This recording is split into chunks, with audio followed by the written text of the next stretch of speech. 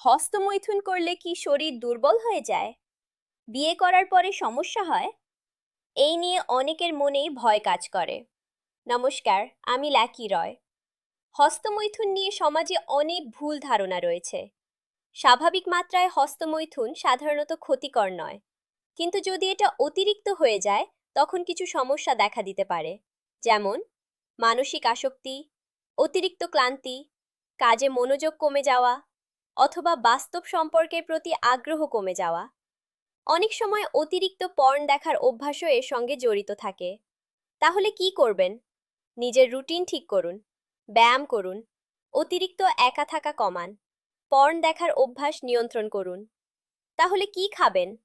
খাবারের তালিকায় রাখুন দুধ, ডিম, খেজুর, কলা, মধু, বাদাম, সবুজ শাকসবজি এবং প্রোটিনযুক্ত খাবার। পর্যাপ্ত ঘুম খুব গুরুত্বপূর্ণ। নিয়মিত ব্যায়াম এবং মেডিটেশন মানসিক নিয়ন্ত্রণ বাড়াতে সাহায্য করে। সবচেয়ে গুরুত্বপূর্ণ হল নিজেকে নিয়ে অযথা ভয় পাবেন না। যদি বিষয়টি আপনার দৈনন্দিন জীবনে প্রভাব ফেলে তাহলে বিশেষজ্ঞের পরামর্শ নিন।